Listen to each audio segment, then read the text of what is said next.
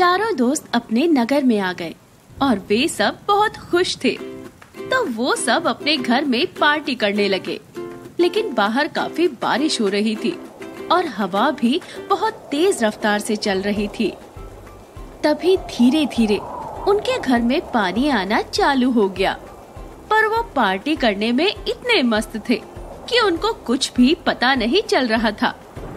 पर जब पानी ऊपर छत से ज्यादा आने लगा तो वो रुक गए और कुछ ही देर में तेज हवा से उनके घर में पानी और भर गया।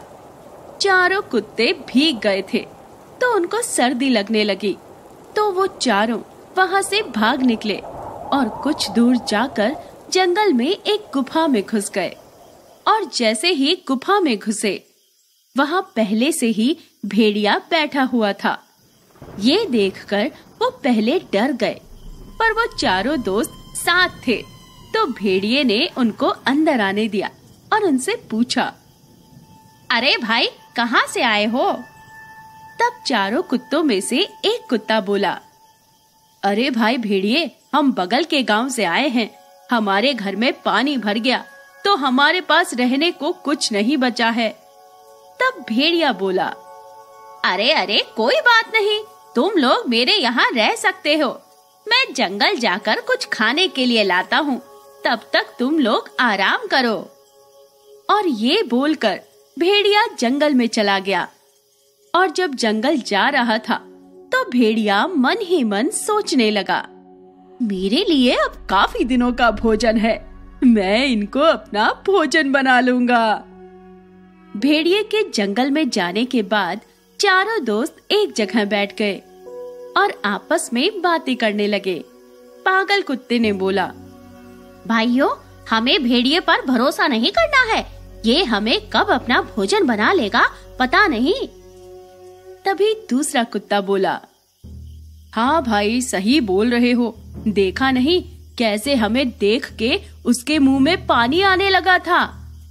तभी तीसरा कुत्ता बोला, हाँ बिल्कुल सही बोल रहे हो तुम दोनों, पर हम कब तक यहाँ रुकेंगे? तभी चौथा कुत्ता बोला, अरे सुनो, एक बात याद रखना, हम सब साथ ही रहेंगे, तभी वो भेड़िया हम पर हमला नहीं कर पाएगा, और अगर हम अकेले हुए तो वो हमें अपना भोजन बना लेगा। तो सब चौकन्ने रहना और साथ में रहना। और चारों दोस्त वहीं बैठे बैठे सो गए। कुछ ही देर में भेड़िया जंगल से आ गया और तभी उसने देखा कि वो चारों तो सो रहे थे। उसने सोचा कि यही अच्छा समय है इन पर हमला करने का। और जैसे ही भेड़िया धीरे धीरे उनके करीब आने लगा और जैसे ही उसने पागल कुत्ते पर हमला किया, वैसे ही पागल कुत्ता उठ खड़ा हुआ और भेड़िए से लड़ने लगा। पागल कुत्ते की आवाज सुनकर तीनों दोस्त भी उठ गए और तीनों ने मिलकर भेड़िए पर हमला कर दिया।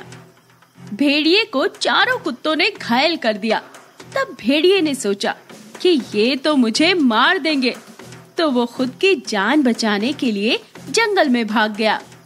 और अब वो चारों कुत्ते आराम से रहने लगे।